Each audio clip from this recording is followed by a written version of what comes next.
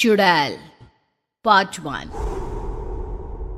ऊंची ऊंची पहाड़ियों और घने जंगल से घिरा हुआ भैरवगढ़ गांव काली पहाड़ी के ठीक पीछे था। काली पहाड़ी यानी मौत का घर। भैरवगढ़ गांव तक पहुंचने का रास्ता बेहद दुर्गम था। लगभग 24 घंटे घने तूफान और तेज हवाओं की वजह से वहां के वीराने माहौल की कहानियां लोगों के दिलों को दहला देती थी। ऐसे बहुत कम लोग थे जो भैरवगढ़ गांव तक जाने की हिम्मत करते थे। लोगों का कहना था कि इस गांव के आसपास बुरी आत्माओं का साया मंडराता है। गांव के रहने वाले लोगों ने वैसे तो अपनी आंखों से किसी बुरी आत्मा या साये को नहीं देखा था, लेकिन गांव का बच्चा बच्चा इस बात को महसूस कर सकता था कि गांव के ऊपर कोई तो खौफनाक साया मंडरा रहा है। और उसकी वजह ये थी कि उस गांव में जैसे ही कोई लड़का 18 साल का होता, उसके 18वें जन्मदिन की रात ठीक 12 बजे अकस्मात उसकी मौत हो जाती। हर बार ये मौतें बड़े ही रहस्यमयी ढंग से होती और इस बार सरपंच सुमेर के बेटे को 18 साल होने में अब बस 15 दिन बाकी थे। अजी सुनते हैं, हमारा बेटा भी कुछ दिन बाद 18 साल का हो जाएगा। कहीं वो डायन उसे भी खा गई तो। कैसी बातें कर रही हो? जब वो इस गांव में ही नहीं है तो कोई भी डायन या बुरा साया उसका कैसे कुछ बिगाड़ सकता है? उसे कुछ नहीं होगा। हाँ जानती हूँ, आपने उसे पढ़ाई के बहाने इस गांव से बाहर निकाल शहर भेज दिया है, लेकिन ये भी तो सच है ना कि वो बार बार यहाँ आने की जिद करता रहता है। वो चाहे कितनी भी जिद कर ले जानकी, पर मैं उसे इस गांव में कभी वापस नहीं आने दूंगा।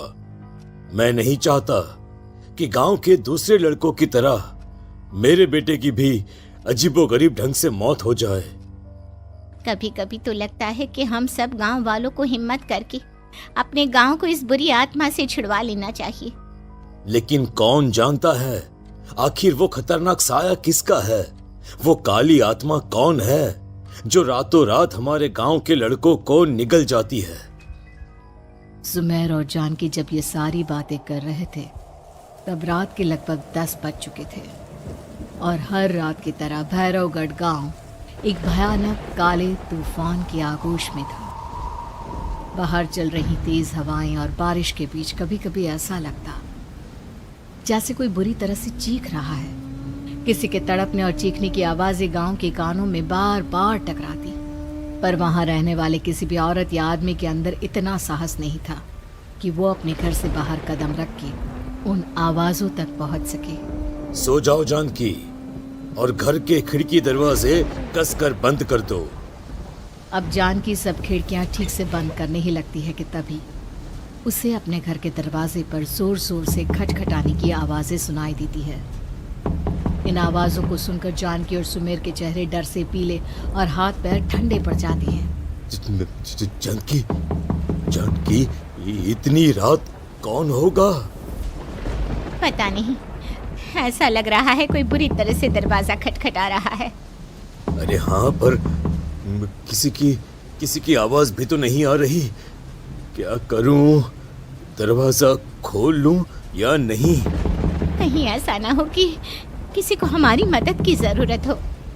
लड़खड़ाते कदमों से सुमेर दरवाजे के करीब जाता है और अपने कान को दरवाजे पर रख धीरे से आवाज देते हुए पूछता है, कौन कौन है? कौन है वहां? तभी एक बेहद डराने वाली आवाज उसके कानों से टकराती है। दरवाजा खोलो, दरवाजा खोलो, वरना आज की रात इस गांव में कोई जिंदा नहीं बचेगा। मैं जानती हूँ तुम्हारा बेटा 18 साल का होने वाला है। अगर उसकी जान की जरा भी परवाह है तो दरवाजा खोल दो। इस आवाज को सुनते ही सुमेर घबरा कर पीछे हट जाता है और जानकी को पूरी बात बताता है। कहीं वो डायन हमारे घर तक तो नहीं पहुंच गई? अब हम क्या करेंगे? मुझे दरवाजा खोलना ही होगा जानकी। मेरे पास अब कोई रास्ता नहीं है। इतना कहकर सुमेर डर से अपनी दोनों आंखें कसकर बंद करता है और कांपते हाथों के साथ झटके से दरवाजा खोल देता है। तभी किसी के जोर से हंसने की आवाज सुमेर और जानकी को सुनाई देती है। उस आवाज को सुन दोनों दरवाजे की तरफ देखते हैं और सामने अपने बेटे राहुल को खड़ा देख दंग रह जाते हैं। राहुल के हाथ में उसका मोबाइल होता है जिसमें से वो आवाज बज रही थी। ये क्या मजाक है? और तू यहाँ, तुझे मना किया था ना गांव में आने को, समझ में नहीं आता क्या?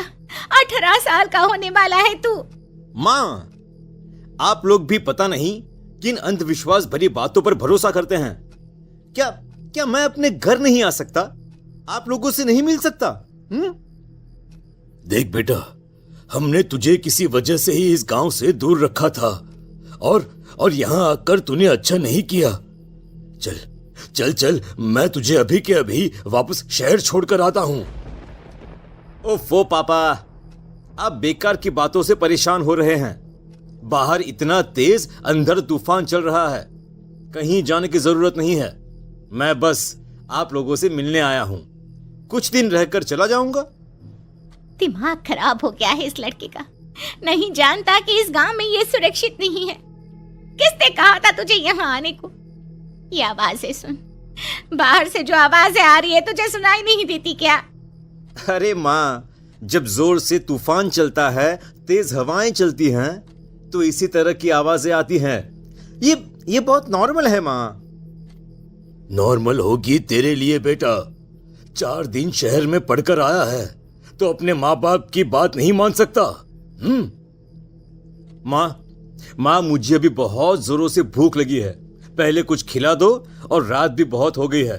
हम इस बारे में कल बात करते हैं, ठीक है?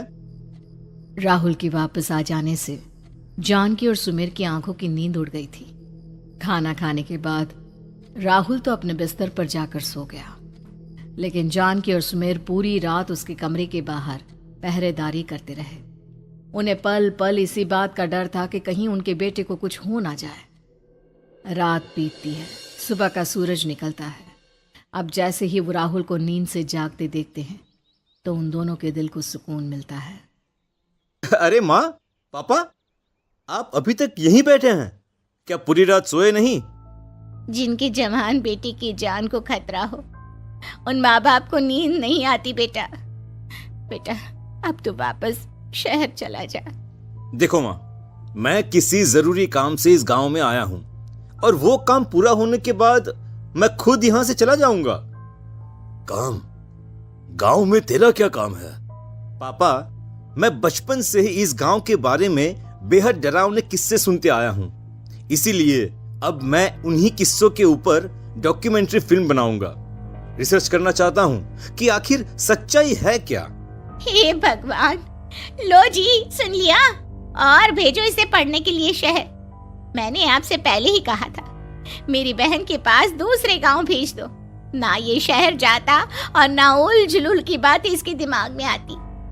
जानकी और सुमेर राहुल को समझाने की बहुत कोशिश करते हैं, पर वो किसी की बात नहीं सुनता और अपना कैमरा लेकर गांव की पास वाली काली पहाड़ी की तरफ निकल जाता है। अब राहुल जैसे ही काली पहाड़ी पर पहुंचता है, उसकी नजर पहाड़ी के ठीक बीचों बीच बनी एक पुरानी झोपड़ी पर पड़ती है। यहाँ भी कोई रहता है क्या? ये इंटरेस्टिंग होगा। राहुल की आवाज पहाड़ों से टकराकर उसके कानों में सुनाई दे रही थी। उसने चारों तरफ का नजारा देखकर वहां की तस्वीरें अपने कैमरे में उतारना शुरू कर दिया। तभी अचानक राहुल ने अपने कैमरे में खींची हुई तस्वीर को जूम करके देखा, और उसमें उसे जो नजर आया वो देखकर राहुल के होश उड़ गए। क्या सचमुच उस गांव के ऊपर किसी बुरी आत्मा का साया था? क्या राहुल की जान बच पाएगी? क्या देखा था राहुल ने उस फोटो में जिसे देखकर वो दंग रह गया? इन सवालों के जवाब जानने के लिए देखिए इस कहानी का अगला भाग।